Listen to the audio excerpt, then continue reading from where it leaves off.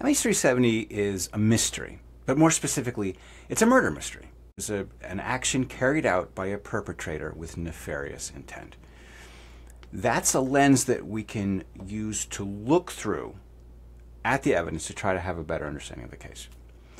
As you know, this is a podcast that's all about trying to understand aviation's greatest mystery, trying to gather as much evidence as we can, trying to call on the knowledge of leading experts in different fields. But it's also about trying to find new ways to frame what we've gathered, to understand it in different ways, to see if we can use different viewpoints to gain a fresh perspective. In episode 28, we talked to Ed Denzel, who in a previous life worked making magic tricks for stage magicians in Las Vegas. And he helped us understand the practical psychology involved in getting inside the audience's perceptual loop to try to create an erroneous expectation, which then you can subvert. Today we're going to do something similar. We're going to apply a different lens to look through, which is similar to a magician, which is a psychopath, a fraud, and we're going to see how someone with that kind of psychopathic criminal intent can do something similar to what a magician does, which is to get inside the perceptual loop to create false expectations, false narratives, so that the subject does not understand what that person is truly doing, and that person can get away with their criminal intent. Now, why? I was basically inspired by a Netflix miniseries that I really enjoyed called Ripley, which is based on the Patricia Highsmith books, The Talented Mr. Ripley. She had a whole series of books about this con man, Tom Ripley, who is a fraud, ultimately a murderer, but who kind of weaves this web of deception to fool the authorities and to get away with his crimes. Well, why are we talking about this in a show about MH370? Because as somebody who constantly thinks about MH370, I was watching the show, really enjoying it. It's very stylish. The performances are fantastic. It's just a really gripping narrative, very moody, very evocative of this time, very stylish. But I was watching a show about this person who deceives, who creates this web of deception, and I was really struck by the parallels that I saw between that story, which is fictitious, and the confusion and befuddlement that we experience with MH370. And we know that MH370 was carried out by somebody on board the plane. We know that they had an intent to deceive. And we are left, like Tom Ripley's victims, befuddled and unable to understand what's really going on. And so I thought this would be a really neat way to apply that lens. I really wanted to talk about this with someone who is an expert in the genre of murder mysteries. And so I reached out to the co-hosts of a really wonderful podcast called Killer Fun. The co-hosts are Jackie Raimondi and Christine Norman. And what they do is every week they watch either a true crime show or a fictional murder mystery, and they talk about it. They break it down. They discuss how the story unfolds, what the clues are, what the motives are, how ultimately the case gets solved. And so Jackie Raimondi, who also teaches psychology, so she could bring to the show both her knowledge of the sort of the craft of storytelling and the craft of depicting criminal mind, and also the actual psychology of how the human brain really works, and talk with me about how we can learn about the deception aspect of MH370 by talking about a really fun and entertaining show that aired on Netflix called Ripley. I had a lot of fun talking to her, and I think you will too.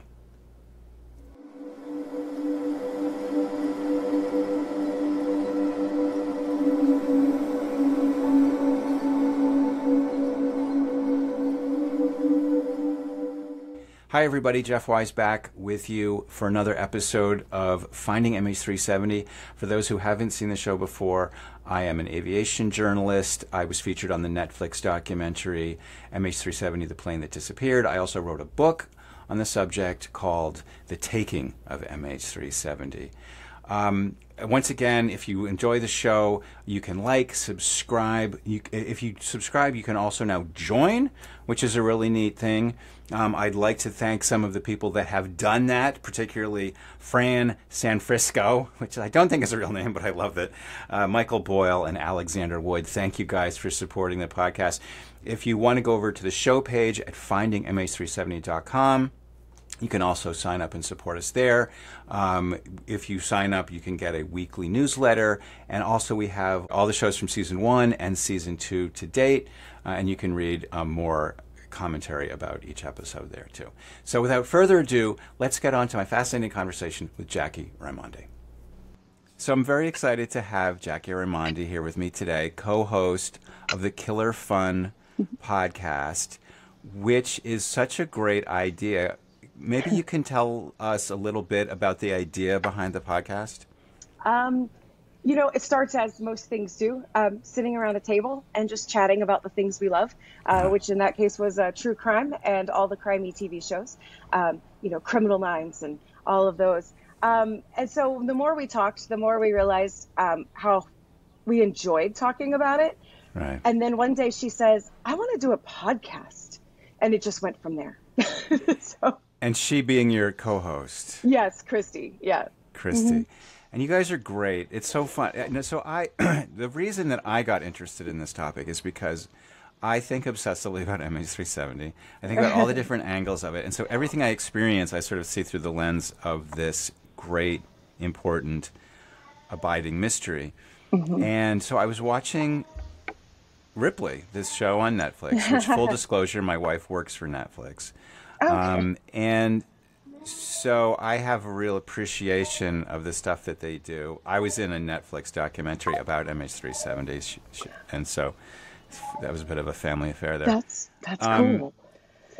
But an aspect of MH370 that a lot of people don't realize is that we don't know who took it. We know that somebody on board the plane took it. The captain is widely suspected, but it's not the only possibility. But whoever did take it did so as an act of deception.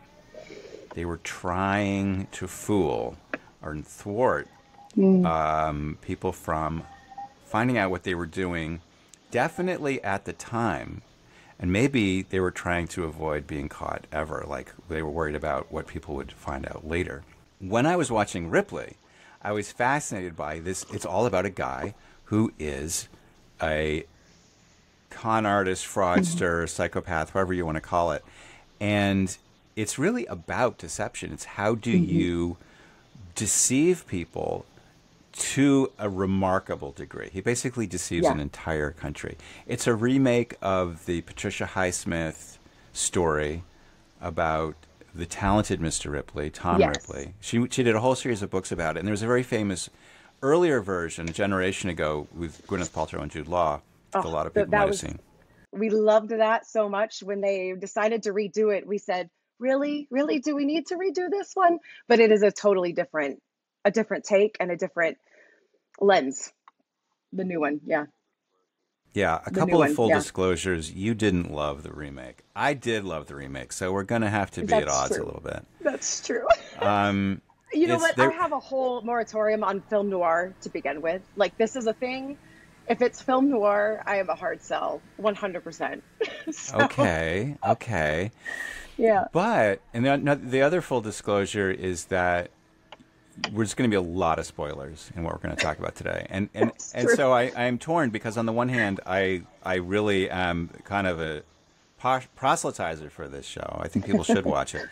So I guess my advice to you, listeners and viewers, is pause this, go watch this series, and then come back and hear us talk about it. Because if you're interested in MH370 and you're interested in film noir or just murder mysteries in general, I think this is going to be a good one for you. Yeah, no doubt. So, Jackie, the reason I wanted to talk to you is because having seen Ripley, I was like, I need to talk about this with somebody. I need to talk about this with somebody who knows this kind of stuff. And you spend a lot of time. You really love this kind of crime genre, true crime, fictional crime, just kind of talking about the devious, deceptive, evil things that people do to each other. So you spend probably a lot of time talking and thinking about deception. I do. I think it's because I spend a lot of time thinking about emotional intelligence, um, just in general. So on our show, we have a psychology break, right? And then we dive into the different aspects of psychology that sort of come to the surface through the show. And I teach general psychology at the college level. So I spend a lot of time talking, even with my students, about emotional intelligence. But it takes high emotional intelligence to be successfully devious. And so that's why it's always of interest to me, I think. Yeah. That's really interesting. One of the ideas I want to talk about is this idea that in the art of deception, which includes crime, but also includes things like magic Yeah. and maybe even storytelling, you know, when you're telling a compelling story, you are bringing someone into a false narrative that they're buying into. And so you're creating a narrative that is enticing, that is appealing to the listener and invites them to participate because really believing a narrative isn't just passive. You're not just hearing something and kind of passively accepting it. You are creating that in your mind. So deception is a kind of a dance, a kind of joint creation between the deceiver and the deceived. And to create something that's compelling, to create something that the believer wants to believe or is willing to believe. On the one hand, we tend to think of rationality as like, okay, here are the facts. Do the facts match? Yeah. But I think in real life, you're the psychology expert. In real life, we're motivated by many our beliefs are motivated by many things, and probably least of it is whether it actually fits. Oh, I think we want to believe that it matters, that it fits, that it's objective, that it's congruent. But actually, our brains, we literally process information differently based on whether it is already congruent with what we're bringing to the table. So, and we can demonstrate this through research. So Stroop tests sort of measure that. So when things are naturally incongruent with us, we have a different reaction. Sometimes that's how we get down to implicit bias, right? We have implicit bias. And there are interesting, fun, free tests you can take if you want to look at that to see what kind of implicit bias you might have. But we do all come to the table with it. So if you're looking for deception and you're looking for truth, you're always going to be, lining it up against with what you already congruently believe to be the truth, want to be the truth, whatever the motivation is in that, which is why investigation has to be so checklists, based. It has to be so, regimented and have process that makes it, really take it out of the realm of the gut. It can't be just the gut. We'll fall to our implicit bias. So the Stroop test that you mentioned involves asking people to read words like, you'll say to people, what is the color, say the color, say aloud the color of the word I'm going to show you. And if you show them the word red and it's red, they very quickly will say red. But if you show them the word blue, that's written in red characters, people kind of like they have sort of like automatic processes that are working at cross purposes, and they have to kind of do mental traffic control, which is effortful, it's slow, and people don't like it. It's actually tiring. Yeah, people do not like it. And so in addition to that, we can go to what's called an emotional Stroop test, where now we're looking at things. So if you might have heard of the famous gorilla experiment, you can go to YouTube and you can look this up. And they ask you to count how many passes are made between the individuals. This is a reimagined, more modern version of it. And so you have your person counting the passage, of the ball throughout the people. And in the middle of it, there's these different things happening. And so at the end, it says, did you notice this? And it's like, wait, what? And then people are shocked that their attention doesn't include things that would, in retrospect, you'd think would be obvious, like a person in a gorilla suit walking through the middle of the game. Yes, so it's a selective attention test. And the same sort of thing can be done for an emotional Stroop test, which is going to be an indirect way of measuring our emotions. So it's looking for that congruence, incongruence that is driven by selective attention in the same manner. So this is stuff that you can read about in a psychology textbook, but people with high emotional intelligence, or people who make it their business to deceive other people, who do this professionally, whether overtly or intuitively, will use these principles. And so we're looking, and so in the case of MH370, we're trying to solve a real life mystery. We're trying to understand the hallmarks of deception that we see in this case. And so we're going to kind of use Ripley to teach us about how does a deceiver deceive. So I wanted to talk about this show a little bit. Good stuff. So just to sort of summarize the plot, we have a man named Tom Ripley who is living in Brooklyn in the 50s, and he is a con artist. He's like a kind of a low-level grifter. He steals mail and steals people's check payments and then writes them letters threatening them, making them pay him. And we can tell that he's like living in a shoddy apartment. He almost gets caught. It's like not going well for him when a rich man, Mr. Greenleaf, summons him to his office and says, I want you to go to Europe to track down my son who's like living high on the hog and like won't come home. And so I want you to make him come home. Terrible job. Terrible it sounds job. like a pretty sweet job, especially if Jude Law is involved or Gwyneth Paltrow. This one is a little bit less glamorous. We can talk about that maybe a little later because I want to talk about the scene where Tom Ripley gets recruited. He is sitting in a bar and a guy comes up to him and says basically, Tom Ripley. And his reaction is quite interesting because he doesn't know what this person thinks he is, right? So he kind of has to just sort of say as little as possible. Yeah. He wants the guy to tell him who he thinks he is so then he can then be that person. Yeah. Wait till they're volunteering more information and then fill the shoes that they've been presented to you. Right? And this gets back to this idea we were talking about before where like, tell me what you want to believe and I will tell you that. It's very easy. We were talking on the phone earlier, and I was telling you about, I did a story for Maxim magazine many years ago, back when Maxim was kind of a thing. And they asked, so there was a lot of interest at the time about the secrets of lying. Like, most people are interested in detecting lies. Like, how can I tell if someone is lying to me? Right. But Maxim was kind of a naughty magazine, so they turned it around, and they wanted to know, how do you be an effective liar? And I talked to all these psychologists, and there's all these things about, like, keep your story simple and, like, look people in the eye.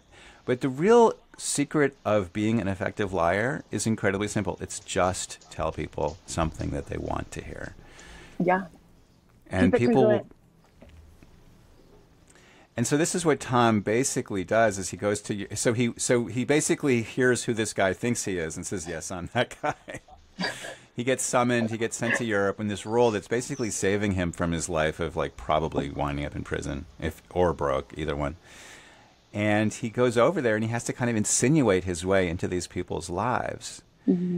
And it's basically mirroring, you kind of mirror whatever the expectations are to be the person that you... And is this something that is common in kind of crime stories? Yeah, I mean, we hear, especially with serial killers, we hear about their charm because you're thinking, how in the world did we not get the creepy vibes and stay away from this person? But we do a lot of things for good and for bad, right? We mirror in order to create rapport, but it's that mirroring that we do literally. As in, if you're standing, or you're sitting, and I'm going to mirror this, and I'm going to do the same thing to create familiarity, comfort, safety. And so then I crack something funny. I'm using emotional intelligence to sort of be a thermostat, not just the thermometer. I'm not just going to read the room and the temperature. I'm literally going to start to change it slowly. And that's how it starts, is the mirroring, the rapport. So.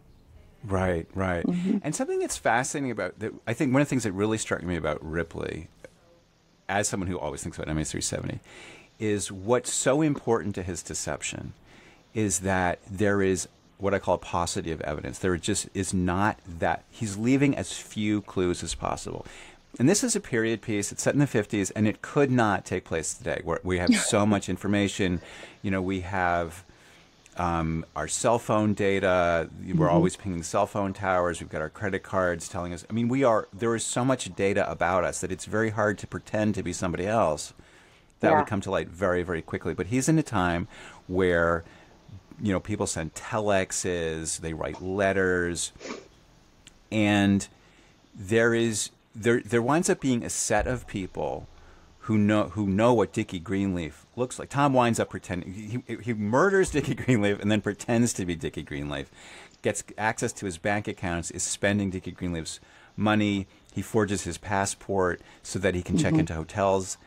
And a lot of the excitement and tension of this show is watching how he almost gets caught, but manages to use his cleverness to not get caught. But it all hinges on one group of people knows who Dickie Greenleaf is and looks like, and another set of people, like the bank and the police inspectors coming after him, only know him from his letters, his bank statements, and things like this. And so this is also true of MH370, where because of an event that we don't really understand, somehow the satellite data unit, the SATCOM system, was turned off and turned back on again. And was turned back in such a way that we only have this very, very thin skein of evidence, which means that there's nothing to confirm it. Yeah. And this gets back to like believing the lie that you want to believe, or believing the narrative, I should say, that you want to believe. Because if you only have one piece of evidence, but it lines up with what you want to believe. Yeah, with a narrative. Yeah. Yeah. We don't seek to disprove as much as we ought to. Right. Well, we don't. Yeah, because we only kind of put on the skeptic's hat. Yeah. If it really is going against the grain of what we want, if it's causing us discomfort, if it's causing us inconvenience, right? Yeah, this is confirmation bias. Confirmation bias 101, right? We're looking for the things that confirm our preconceived notions and beliefs. And often there's other biases that play a role. So in investigation, it's the first sort of theory that seems to make sense. And then because that's the first thing, for whatever reason, a whole host of biases that could create that, then we are now looking for information that continues to prove that theory when we should be looking for information that disproves it. Man, that is so relevant here, because basically what happened in this case is that officials, we saw in an earlier episode that the Australian officials really quickly became convinced that it was the captain had done it because the Malaysian authorities told them that that's what they thought. And ever since then, they've never been willing to consider the possibility that there might be another narrative possibility. And I have seen it just informally with the people who write emails to me or reach out to me on Twitter, where they say, "Oh, I know what happened," or "Watch this podcast. They tell you that they figured it out." There's a real urge to find the solution and say this is the best solution. Yeah. And a lot of what I've been doing over the last 10 years is to try to shake people out of this mental mindset and say, listen, this is not a beauty pageant. It's not like there's, all these different lovely, beautiful models that you can, and then whichever one you like the best, that's the right one. That's the one you should cling to. People have this really unfortunate tendency to cling to the narrative that appeals to them the most. And they sort of form an identity with it. It's like, this is what I believe. And therefore, if you're attacking my belief, you're attacking me. Oh, yes. And that's a problem on so many levels. Yeah, that's a problem. When we believe something instead of, hold a theory, right? We take it into our personhood. Yeah. And then it really is. It's a short stop from the, disagreement to you're against me. This is zero-sum games. That's not fun. But it's like the Stroop test where you see something and you want to just call it that. Our brains are designed to process like trillions of pieces of information. I made the number up, but a lot of information per second. And we don't have time to question what's true and what's not. We just have to kind of take everything at face value unless there is a big error signal. Our brains are built to detect error, but that error has to be pretty big for us to turn the full weight of our conscious attention to that thing. Yeah, it has to be important to us. You know, a Yeah. lot of times we stick to the narrative that's easier. We might even say, oh, it's Occam's razor. We might say, you Yeah. know, the KISS, keep it simple, stupid. But Right. really, it's because overturning it would be an inconvenience to us on some level. Right. We need to find that it's important to us to find the real answer. So the families of this flight, they probably want a full answer, unless they're too tired of dealing with it. Yeah. And then it's like, give me the easiest one. And then we use Occam's razor as almost a scapegoat for our Right. convenience. Because a lot of times it might seem really complicated until we gather all the information, and then maybe it was a more complex, but it wasn't all that not simple. It's just that we didn't have the data because we didn't go looking for it. You know. That's really interesting. So, in my ongoing interest in the psychology of deception, I had a really fascinating conversation last season with a guy who, Ed Denzel, who for years made magic tricks for stage magicians in Las Vegas. And he had all kinds of great insights about how do you make people believe something. And one of the ideas I talked about with him was something that I had first read in an article, and I believe it was Smithsonian, by the magician Teller, who the one who doesn't talk on stage, although he writes quite loquaciously. And Teller made a really interesting point, which is that if you let people think that they're discovering something on their own, that lie is impenetrable. They will believe that with 10 times more fervor because they think there's no way that this was artificially put in my way. I discovered it. And I was really intrigued to see this idea echoed in Ripley in a scene where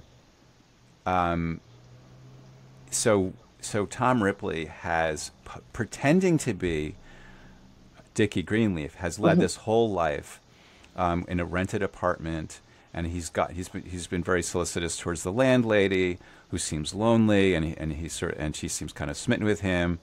And as he leaves, when he leaves the apartment, he writes her this long, heartfelt letter, very emotionally open, very much confiding in her, and basically implying that he's going to go kill himself. And so he writes this, and you don't really know why he would do this, but later Tom Ripley gets cornered by a detective, the same detective we met in the first episode who went to recruit him. This detective corners him and says, listen, we know what happened. We know the truth. And not for the first time, we see Tom like on the precipice of being caught and exposed and ruined. And we think that this is it. But then the detective, this is such a spoiler, the detective says, we found out what happened. We found a letter that Dickie wrote to his landlady, basically saying that he was despondent and about to commit suicide. And so he left this clue for them that they found, and they didn't, it seemed like nobody had intended for them to find it. And so they are like, this is the narrative. And so at that moment, we feel like, okay, he's scot-free because they have bought into it 100%. Mm-hmm. Yeah. And how this relates to MH370 is that the plane sent out these 7 signals, which the authorities were able to recover from Inmarsat's databanks. And they couldn't at first make sense of what they meant. And then they realized, we have to invent this new math. But once they had understood what this math meant, they were like, okay, we have found this ourselves, and therefore it must be perfectly true. My reaction to that is these were signals that were sent from a box that was manifestly tampered with. It was turned off and turned back on again in a way that no airline captain ever would know how to do or be motivated to do. Mm-hmm. And so for me, I'm just absolutely fascinated by this idea. And I've had Inmarsat scientists explicitly tell me there's no way that somebody could have known that we would be able to do all this fantastic, fancy math. Nobody is cleverer than us. And this might be another idea, this kind of getting back into kind of like the sort of emotional ways we process information. Maybe you could tell me if this is something you've encountered in your studies and your viewing, your podcast viewing, this idea that there's no way the perp could be smarter than us. Famous last words. Is that something that you've actually encountered, that kind of idea where the perp gets away with it because people don't give him credit for being smart? Oh, definitely. Playing dumb is a powerful tool. These things always cut both ways, right? But even you could take this back to philosophy, right? Psychology was born out of a desire to take philosophy and make it scientific, right? So Socrates, let me ask the questions, let them underestimate the components. So you see this all through sports psychology, as far as and competitive game theory. There's a lot of places where we talk about how do we estimate and how do we have confidence in the ability of our opponent. So letting others underestimate you, this is powerful in healthy competition, right? All the way down to the pool hustler, who poses as somebody. And so the people who are looking at the unsub, right, or the perpetrator, or whoever is at fault, it's easy to think that we're the smart ones because we're the good guys, and the good guys must make us smarter. But yeah, not so much all the time. It's such a male thing, I have to say. Do you think it's a male thing? There's maybe some gender differences. I feel that the people who write to me and say, I get a ton of emails from people who are and just tweets and stuff where people are like, you can just see them rolling their eyes and they're like, this is so dumb. We know what happened. You should watch this podcast that I saw. It makes it obvious what happened. And people are just so put out that I would even suggest that the idea that they have could be wrong. It's really frustrating. And I know that all the people who said they were going to find the plane, I don't know. I've been told that they actually made fun of me by name when they all got together to review the progress of their studies. Oh, wow. And it's they find it so inconceivable that their basic concept could be wrong. Hey, that means you've made it. Yeah, right. That's what I tell myself. That's a good thing. To get through the day. That's what I tell myself. Good. But can you think? I don't want to put you on the spot, but no, it's fine. Can you think of any cases either in fiction or in true crime where somebody just wove a web and they didn't get caught? I mean, I'm thinking about do you guys do The Usual Suspects? Oh, I mean, let's Kaiser Sose the heck out of this, right? I mean, right? Yes, of course. We love that movie. I love that movie for sure. It's funny, you speak of gender differences, and honestly, it's often the female perpetrators who are underestimated. So one of the most prolific, and I'm having a blank on her name right now, but it was in the Victorian era, and she poisoned. She used poison, and the way that she did it, it was a network of women who would come to her to get poison, to poison their husbands. This was just the whole shtick. She had created a line of cosmetics, and through word of mouth, if a woman came to order things from her table wherever she was set up, and ordered a specific item, that item was the poison. And there were some rules, and this lasted. I mean, she has thought to have been the cause of death for hundreds of men, husbands, killed by their wives who were looking to become a widow rather than divorce, because in those days they would not have been able to survive. So and just the whole underestimate, they just never believed that the wife could have given poison to the husband, always assumed to be some sort of illness. Talk about detectives not catching on. It wasn't until there was a guilt-stricken wife who told the first responders of that day that she had poisoned out of guilt. That was the only way. Because nobody ever questioned. There's a couple of cases that are sort of potentially related to MH370, where you had Russian intelligence operatives pulling off things, hacking in one case of a computer network on the one hand, and on the other hand, figuring out how to make these urine collection vials for the anti-doping agency. Basically pulling off feats that were so clever that the victims of these crimes their initial thought was this is not possible. They couldn't have Right. done this. It's not possible. I mean, people will probably also know about the hacking of the Enigma machine, where there were clues, actually, much to their chagrin. The Allies realized that despite their really aggressive attempts to prevent the realization that this code had been broken, they would even let ships be sunk because they didn't want to risk letting the Germans figure out. But there were clues, and the Germans were on the cusp.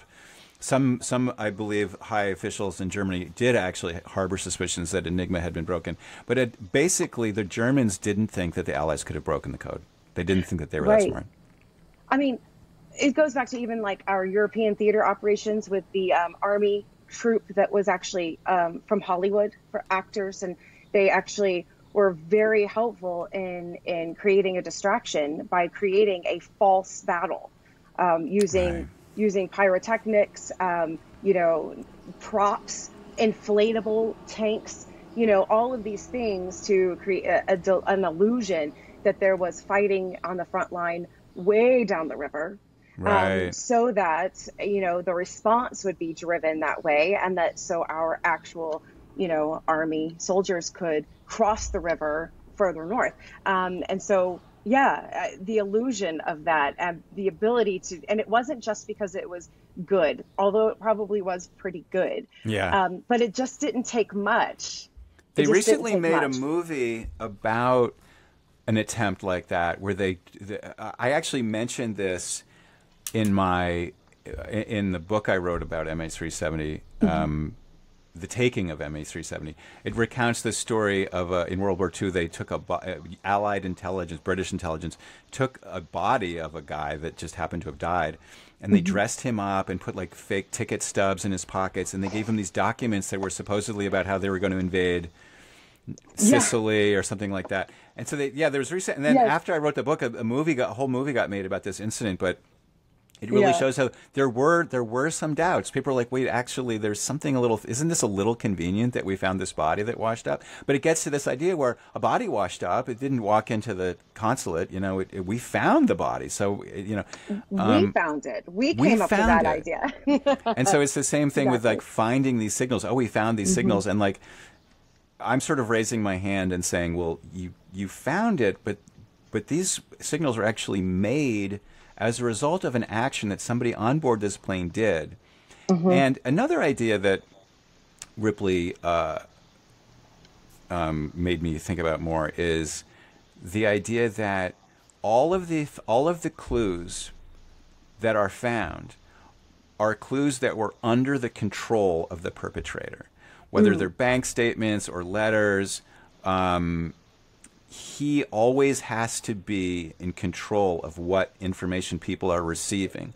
And when that gets interrupted is when he's in the greatest danger. When he runs into someone by accident or someone shows up unexpected at his apartment, that's when he loses control over the distribution of information, that's when he's at greatest risk. He doesn't control it anymore. And all of the clues, there's basically two sets of clues with MH370, these electronic signals and the debris.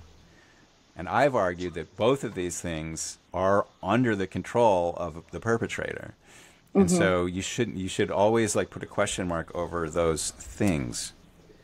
And so this leads us to, I think, a really interesting part of the Ripley show, which is encountering a skeptic. So we've talked about how most people are just happy to go along. So Rick Dickey's girlfriend Marge should be in a position to be really skeptical of everything that's happening. It doesn't match. There's so many things that don't match what she would expect, and yet she kind of realizes, well, my book is good. I might be able to publish my book because I'm attached to this murder mystery. So she kind of like actually benefits from the way things are unrolling. But there's another character whose name is Freddie Miles. And Freddie Miles is a kind of a fairly, not a close friend, but an associate, and they have a sort of a tradition of getting together over the holidays. Freddie Miles shows up unexpectedly at this apartment that that Tom Ripley has been renting under the name of Dickie Greenleaf. Right. And he's like, wait a minute. And he notices things that nobody else notices. And Yeah. that's what's... He notices that Tom is wearing Dickie's shoes. Mm-hmm. Now, you have to have an eye for clothes, I think, to really be able to tell, oh, that's that brand of shoes. He recognizes that the shoes that Tom's wearing are very, very unusual. They're, in fact, one of a kind, handmade. He has a pair, and Dickie Greenleaf has a pair. And he starts to get suspicious. And once a person becomes suspicious, the whole MO doesn't work anymore. Right. Right. I mean, so much of this kind of thing really depends on, like a magician too. To get back to Penn and Teller, they had a show where they would say, fool us. You show us your magic trick. And if you can fool a magician, because we know all the little ruses and all the tricks and all the misdirection, you might be sort of inducing your audience to look over here while you're doing something over here. A magician, presumably would know better than to do that. You would think, yeah. You'd think. But so this is a real crisis for Tom, because he's got this guy in his apartment. And he's basically rumbled him. Yeah. Well, and the evidence is important to Freddie. The shoes, it matters. He owns a pair, right? Like, it's that first clue that's really congruent with something that is important for him, you know? I think that Freddie Miles also had, and something I've encountered as a journalist, you just get like, the hair on the back of your neck goes up. You get a sense, you get a smell. There's a thing involved in MH370 where people are constantly reaching out to me about this UFO video, where there's these 3 orbs that are circular in MH370, and then MH370 goes through like a time portal or a galactic interdimensional portal. And I watch this and I'm like, you have to be kidding me. Like, this is, to me, it's just like every fiber of my being is like, this is fake. But so many people are like, it looks real to me. Well, video often does look real, you know? I mean, shoot, they made a whole show off of that, so it's not a bad idea. Wait, I mean, I really liked Manifest. Oh. It's a good show. It's a fictional show. I mean, I was just writing. I sometimes get a little mean. I get a little short because it's just I can't really understand why it is. It's a little bit frustrating, but the mechanisms in our brains for wanting to believe are so powerful, powerful. Yeah, and it's very, very difficult. You were mentioning Socrates earlier. I mean, this idea that like wouldn't you agree that virtue is the most important thing that a man can have? Of course, Socrates. No one would deny that. That's not how real life works at all. Not well. No, it really doesn't. And when you encounter someone who is a little like that, like somebody who has studied psychology or philosophy, it is almost frustrating. I feel bad for my husband. He has to live with me. And, it's not fun being married to somebody who studies psychology. But just for that reason, because the skepticism, the suspicion, the desire to get to the truth, it actually can hurt our social fabric. Right. That's right. We need to have, there's kind of the white lies, the social lies. Yes, your hair looks great. I love your new haircut. Great. We don't need to be ruthlessly truthful all the time. Not really, no. But so when the narcissistic, psychopathic, deceiver encounters someone who doesn't believe what they're laying down, they're suddenly powerless, naked, undefended. Yes. And what happens when that occurs? Entrenchment. Okay. People double down. And they do it with stakes that are far less sensitive than what we're talking about. Right. Such a crime to the degree, that we're talking about. But people entrench. What happens is your belief is challenged. And when presented with the evidence to the contrary, rather than having a growth mindset, taking in the new evidence and then saying, okay, well, then where do we go from here? People do the personal attack thing. They feel personally attacked. So they double down and they actually will almost restate their belief with more fervor even in the face of evidence that is literally to the contrary. And that's where the good faith conversation breaks down. And so that happens in relationships, but it certainly happens at, this kind of criminal level. Right. Well, I mean, I'm thinking of the song "It Wasn't Me." Yes. You know, yes, exactly. where it's just they go through this ridiculous litany of like, she caught me in the shower, she caught me in the kitchen, she caught me, she caught me, and all you have to say, man, it wasn't me. And there was, of course, that Richard Pryor line, was it, "Who are you going to believe, me or your lying eyes?" Yeah. I mean, unfortunately, we see this a lot in politics. I won't get into that right now, but this idea of just, if you repeat it forcefully enough, people will, well, how can you possibly be? We have this, I think, the mental model that, because we've seen all these crime shows where, like, the person is confronted with a surprise witness on the witness stand, and they admit it all, because we have to roll credits, basically. It's a sort of narrative convenience. Right. But in real life, when a liar is confronted with the truth, and their guilt is manifest, and the story falls apart, and the consequences are looming, I think sometimes what happens is violence. In the case of Ripley, we see him confronted by Freddie Miles. Yeah. He's like, "Oh, you think that, huh?" And he like picks up an ashtray, and he like bludgeons him to death. Later, we see him confronted. Well, we think he's being confronted by Marge. She has found, this is actually a great example of the way that people make themselves believe. She's staying with Tom at his palazzo in Venice, and he's out for a bit, or he's not paying attention, and she starts rummaging around, and you think, oh no. And sure enough, she finds the signet ring that Tom stole from Dickie's dead body. And you're like, oh my God, she's found the ring. She's rumbled him. She's figured it all out. And we've already seen what happens to people who are alone with Tom when they try to tell him that they know the truth. And he actually picks up that same ashtray. And we know that she's going to confront him and he's going to kill her.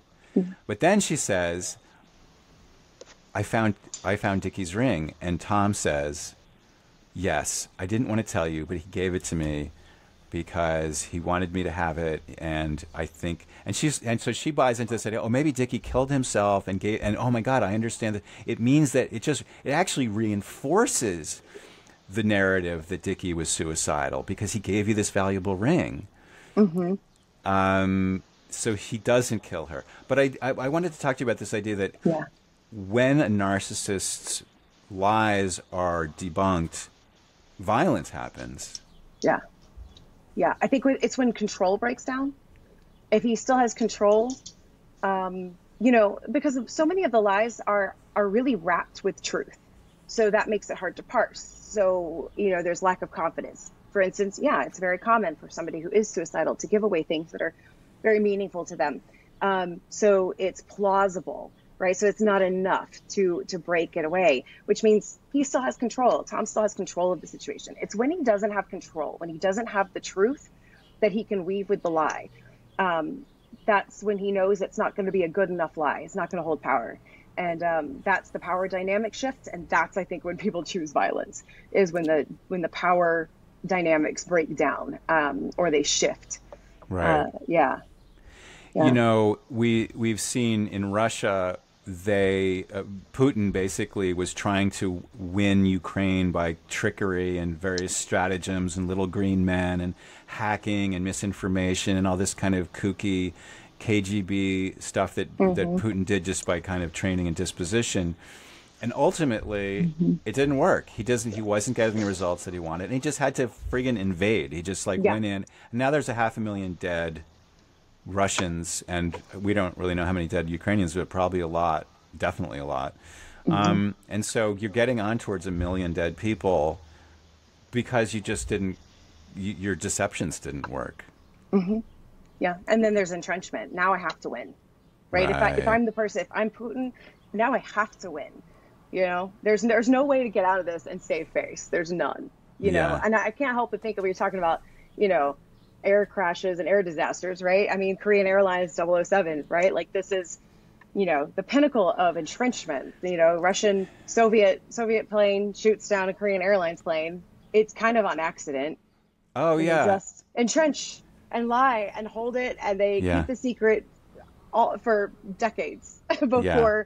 before it finally comes out and the truth comes out, only when it's so far away from it that there's not a risk of losing face, Yeah. you know. Yeah. So Well, in the case of MH370, 4.5 months later, you had Russian military intelligence shoot down the sister plane of MH370.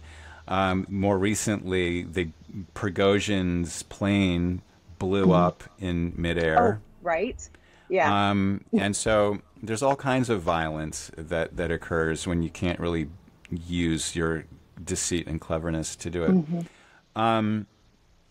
Jackie, I want to just touch on one final point that you've been very generous with your time and patient with my ramblings. oh, I enjoy it. I'm here for the ramblings. In case you don't know, we release podcast bonus episodes of all of the trails that we didn't have enough rabbits to chase. So Oh, that's really great. That's really great. So, the to me, like, a lot of the electricity and drama of the show revolves around the necessity for Tom to keep these two sets of people separate. These two are sort of A and B lines separate. Like one set of people knows Dickie, knows him personally, and the other set of people, as I said, only know him as Dickie Greenleaf and know him through the papers and stuff that he's leaving. And so keeping those two things apart is essential.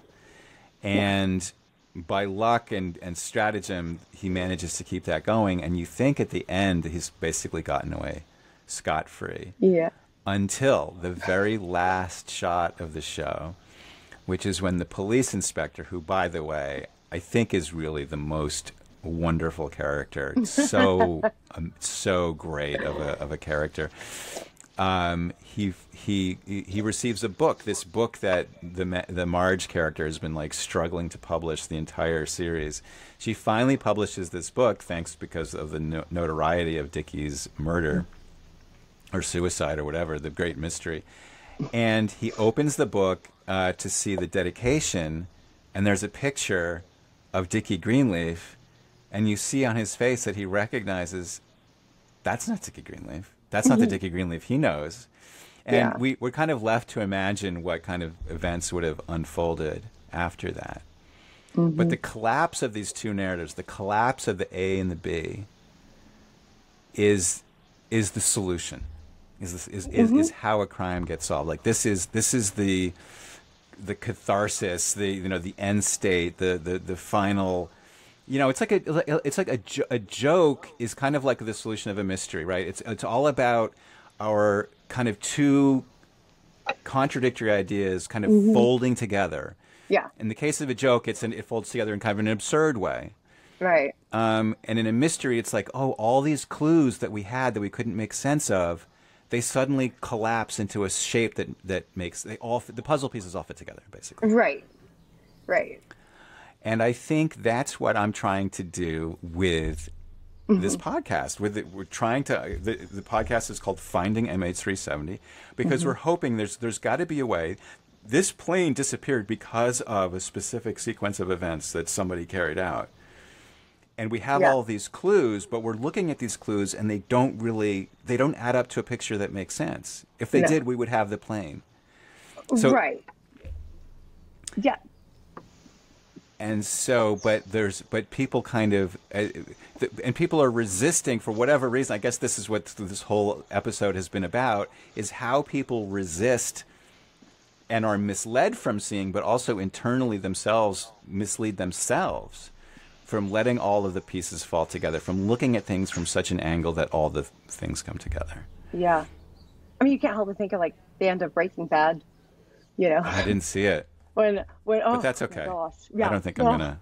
Well, that's your next assignment. All the pieces come together in there. Yeah, well, his narratives collapse, right? The worlds begin to collide, but then we watch the slow collapse over time of all of this that he's built, the power dynamics finally shifting and out of his favor and, out of his control. And how that all comes together. And so you're either going to have a shift like that where the puzzle pieces kind of, it's not necessarily just about the puzzle pieces, but we're like almost the third viewer, we're the narrator, and we can see like, aha, we're watching how it all collapsed. We're having to use theory of mind to put ourselves in the shoes of those who are in the midst of it and figuring out those puzzle pieces. Or it's going to be a full-on M. Night Shyamalan, I see dead people.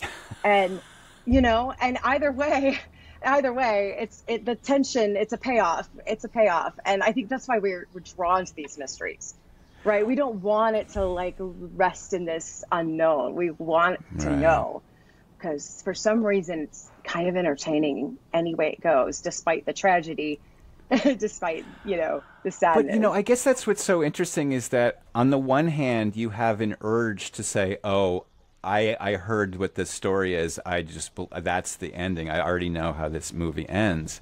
And but also to maintain the tension of, no, actually that story doesn't hold up. There are actually so many flaws in that story. We have to be willing to not know. And that is something that a lot of people resist. And I think maybe the part of the art of the storyteller, the mystery writer, is to make it very clear to the reader that they might be pointing in a certain direction, but almost certainly the direction that you're pointing. If Agatha Christie makes you think that the milkman did it, you know for sure the milkman didn't do it. Right. Exactly. You know, and that is unfortunately the trope sometimes is if you read enough of this stuff, you start to see the misdirection a little bit. But, you know, I think holding the unknown is so important. It's part of a growth mindset. You know, there's kind of this idea that, you know, in higher education, particularly, that the more you learn, the less you know. Yeah. And the more we learn about certain mysteries and the less we know, but that's how we actually get to the end and unravel. If we think we know it, it's less entertaining, actually. It's the shows that I can predict the ending, I can predict the trope, that it's much harder to entertain me in that case. You have to keep some tension. I have to not know. I have to be okay. So if I'm going to enjoy it, you may have to just force yourself to not know a little bit, so that there is a tension, right? There has to be some sort of tension to resolve. That is such a perfect encapsulation, I think, of where the MH370 mystery stands today, that I think we should just call it good right there. I think that is like, put a frame on it, hang it on the wall. Like that is exactly where we're at. We need to discover that sense of discomfortable sense of not really knowing. And being willing to like get your Miss Marple on and really figure out how you can assemble a narrative that makes sense. Jackie, I want to thank you so much. Can you remind our listeners and viewers how to find your podcast? Definitely. You can find it anywhere you listen to podcasts. We do not necessarily do video, so just check us out, Apple, Spotify, you know, all of those. It's called Killer Fun. Find us on the socials. We're Killer Fun. We explore the intersection of crime and entertainment. So we are crimey, but we're also lifestyle. So come check us out.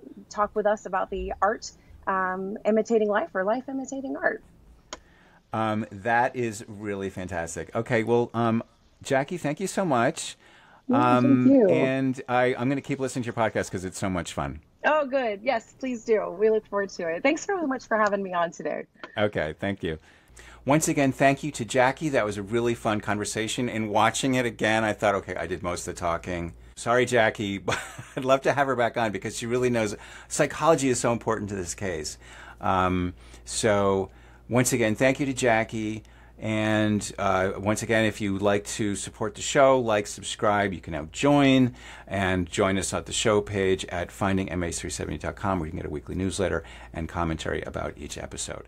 That's all I have for you today, so I'm going to leave it with my words I always say, which is don't stop looking and don't stop asking hard questions. See you next time. Bye-bye.